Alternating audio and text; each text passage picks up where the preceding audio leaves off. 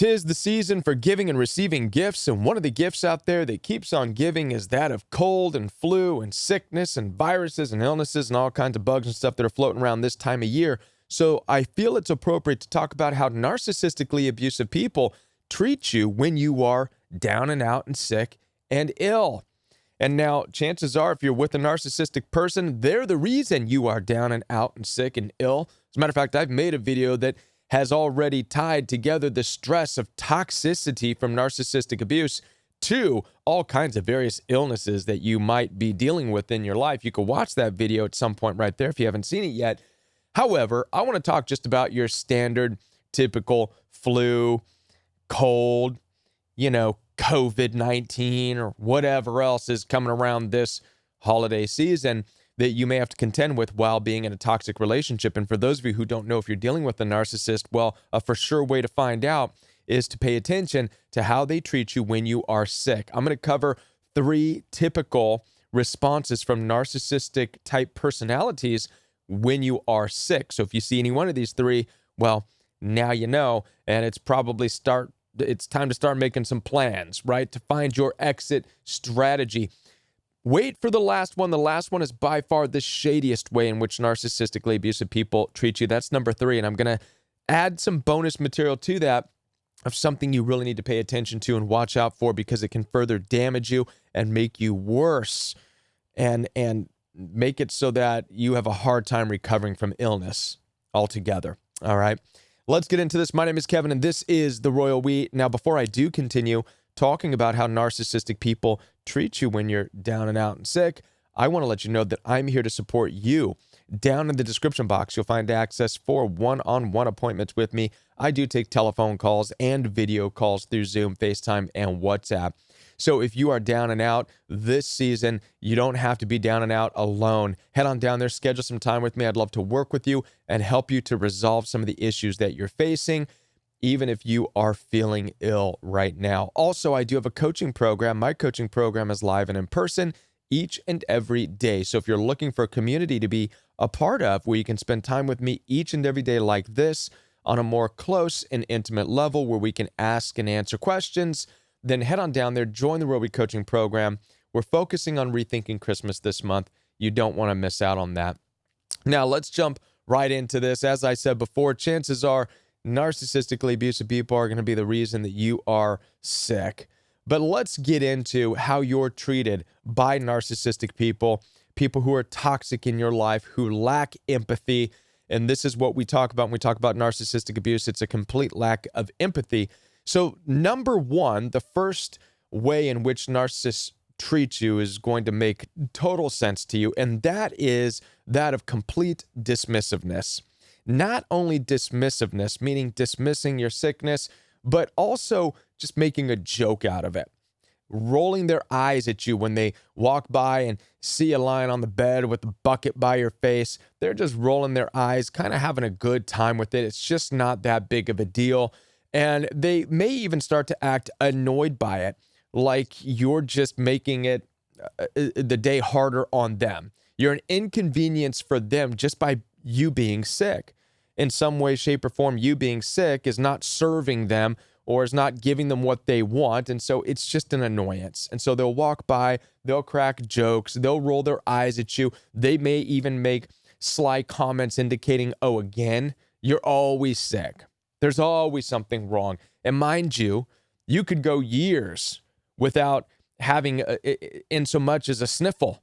You could be the one person that never even got COVID or had no symptoms. But this time that you get the sniffles or that you get the stomach bug or that you get some kind of a food-borne illness and you're got all kinds of, you're throwing up and stuff, they're going to be rolling their eyes. Oh, you're always sick. There's always something wrong with you. They're going to exaggerate it in that way. This is the lack of empathy when we talk about narcissistic people, narcissistic personalities. And what's really frustrating about the lack of empathy is that this lack of empathy is something they expect from you. So when they're sick, when they're not feeling well, when something's going wrong with them, they want to be catered to. But when it's not them, when it's you, there's a complete inability for them to empathize, for them to understand you. without rolling their eyes, making it a joke, almost being angry. How dare you? So they want empathy for themselves, but not for you. This gets into that territory that nobody understands about narcissists. It's the inherent selfishness, and it's almost mind-blowing how there's people that exist that they need these things in their own life, but are unwilling or unable to provide them. When you really wrap your mind around that, and you're a normal person, which I'm assuming if you're watching this video and you're a normal person, at some point you're going to be like, no, I can't do this. I cannot be with a person who expects the catering to, but can't give it, because that's just inequality in a relationship. That lack of reciprocation, that's a no-go. And I hope that each and every one of you in your life learn and accept that and draw these hard boundaries and make these boundaries early on in a relationship, any relationship. The moment you see a lack of reciprocity, a lack of equality, a lack of them being able to do what they expect themselves, that's an instant, like, boom, you're gone. Because what that says is that they're looking at you as more of a parent figure than a partner. They're looking at you to be their daddy or their mommy, in which case you serve them, but they don't have to do anything for you. Where you need to show them empathy when they're sick, and you need to put the thermometer in their mouth and, make sure you put a damp, cold cloth on their forehead and spoon feed hot soup into their mouth, right? Like a mommy or a daddy would. But when it comes to you being sick, they just stay away. They just walk by, or they roll their eyes. Oh, they're sick. They'll get over it. All right. Huge red flag. Do not be in a relationship being somebody's parent. It's either equal and they help you when you're sick, just as you help them when they're sick, or let them go. Get out. Bail. Like, jump ship now, because it will never get any better. So that's number one. That's the first way, the dismissiveness, the lack of empathy. Number two, the second way would be that of controlling. Now, this is an interesting one because they might show some care, some concern, but it's going to be in a real sarcastic, real almost controlling way. And what I mean by that is they may pass it off as not being that big of a deal in attempt to control what you're doing. So you might be sick and you'll say, you know what, I want to go to a doctor. And they go, no, don't go to the doctor. And in a controlling way, they'll come up with all kinds of excuses. They'll say things like, we can't afford it. Don't go to the doctor and throw away that money. You're not that bad. All you need to do is lie down. And then they start to take over and play doctor. So some narcissistic people will actually just play doctor and get you to not get the help that you need. And this can actually be dangerous. And they might come up with all kinds of, God knows, whatever armchair reasons that you are sick. They might say things, oh, well, ever since you started your green smoothie diet, that's why you're sick now, because you're not eating, chicken and meat like me anymore, or they might come up with some weird thing that you have to try. Eat one of my protein bars and you won't be sick anymore. These things will just go away. Just let it go away on its own. Just go lie down, right? And they'll be very controlling and very forceful, and they will stop you from doing what you feel you need to do in order to get over your sickness. It's an attempt to control and to dominate. This is the inherent nature of domination that a lot of narcissistically abusive people have. And it has nothing really to do with whether or not it's too expensive to go to a hospital or to go see a doctor. It has nothing to do with any of that. What it has to do with is taking away and stripping away your freedom to do those things. They don't want you to have the independence and the free agency that it takes to get yourself up and go see a doctor, to get yourself up and go try to do something that's going to make you feel better. That, to a narcissistic personality, represents your freedom. That represents your independence from them. And they would much rather say, no, don't do that. Even if they have to get angry, don't do that. You don't need to do that. You're wasting your time. You're wasting your money. Don't take Tylenol. Don't take Advil. Blah, blah, blah, blah, blah. Do this. Take a spoonful of red hot chili powder. God knows what. You know what I mean? It's so long as they can hear themselves tell you what to do and you listen to it. This can have dangerous consequences. as it may take you longer to heal. So that's the controlling dynamic. There was a movie that I actually reviewed, and I'll put a link to it right here. And in that movie, which is a fantastic illustration of something that was taking place where this woman in this movie needed to see a doctor because she was having some issues. And the guy says, no, don't do that. It'll resolve itself, right? And by the way, it's a very sick and twisted movie. And at the end of the movie, you find out something very dark and sinister that's taking place. I'll put the link right there and you can watch it. It's an award-winning film. It's on the darker side of narcissistic abuse, just to warn you. But in that, you see this need to control. No, don't go to the doctor. You don't need to do that. Okay, it's just an effort to control. That's the second way. The third way. Now, this one I saved the best for last. And the reason is because this is a dicey territory, and I need to be careful how I talk about this because it's hard to catch, okay? But some narcissistic people will exploit your illness and your sickness for their benefit. This gets into the territory of virtue signaling narcissistically abusive people. How many of you have heard of the term virtue signaling?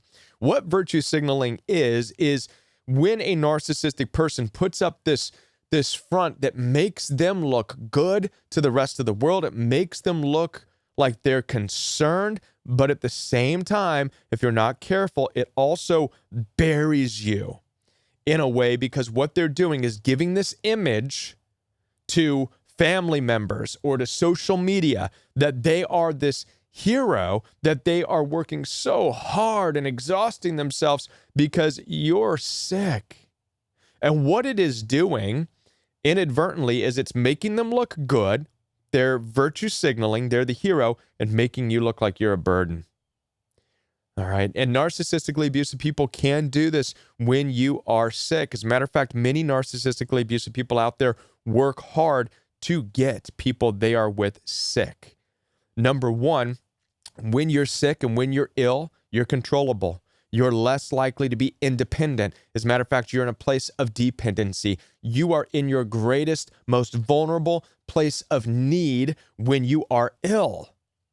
Now, right now, many of you are going to be like, well, yeah, that makes sense why a narcissistic person would want you there, right? And so many narcissistic people not only work hard to get you ill, but part of the strategy, whether it's conscious or not, is to keep you ill. Because an ill version of you, a sick version of you, will always be dependent, and they will always be the one above.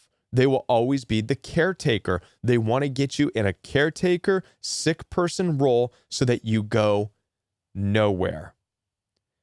All right, now you really see this when it comes to narcissistically abusive people, when they have a relationship with somebody who struggles with a mental illness, maybe depression, maybe something, a disorder of some kind. Narcissistically abusive people will really exploit that and take advantage of that, and you'll oftentimes see them online. Oh, you have no idea how hard it is. I work with so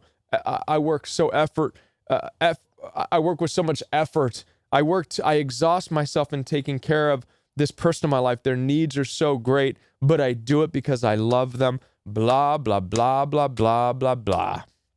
You just want to read it. And you just want to give them a golf clap. But it's dark and it's sinister, and it's like, no, don't golf clap. Don't do anything, because what they're doing is they're establishing this dynamic. I'm this great person, and this person's so ill. And what most people don't realize is that's exactly the image that has been given. And oftentimes, a person's not really that ill, but that narcissistic person wants to make sure that they are, and will oftentimes convince a person that they're ill. You're not well. There's another film. This is the day I'm recommending the films that I've reviewed. Another film, a very well put together, award-winning short film called Your Reality. I'll put the link right here. It depicts just that. By the end of the movie, you see the abusive person telling the victim, you're not well. Have you taken your medications? This is a person who at the beginning of the relationship was so bright-eyed and so much fun. By the end of the movie, she's just sick. All right? So this gets into the territory of narcissistically abusive people who need to virtue signal in a relationship, keeping somebody sick so they look good, and also making sure that that person's going nowhere. Now, the added bonus material that I wanted to share with you is something you need to watch out for, and this is in this place where narcissistically abusive people are virtue signaling and they want to keep you sick. They can also take advantage of you and push your boundaries while you're sick. So many narcissistically abusive people will, for example, push for things like sex, will push for you to do things, will go against what you want simply because you're ill, because it's hard for you, because it's something you can't do. You're going to notice that it probably arouses the narcissistic person. They are most excited at the fact that they push your boundaries. And this is sad. This is a sad reality of these sick, twisted, narcissistic people. So I wanted to let you be aware of that as well. If you are experiencing any of this, you're dealing with a narcissistic person and you don't need to. I hope that this message finds you. And this cold and flu season, if you're dealing with any of these things we've talked about, take it seriously. Look at the red flags. And as I said before, if you need help, I'm here to support you and to help you sort this out. Down in the description box is where you'll find access for one-on-one appointments with me. I do take telephone calls as well as video calls through Zoom, FaceTime, and WhatsApp. So head on down there, schedule some time with me, and I'll be back with more videos for you right here on The Royal We. If you're new to this channel, be sure to hit the like and subscribe to this channel for videos on how to heal and move forward and deal with narcissistically abusive personalities out there. Hit the bell notification so you don't miss any videos in the future. And don't go without checking out one of these videos right here. These are both videos that the YouTube algorithm has selected for you because it fits with what you have been searching for. And I'll be back. Bye.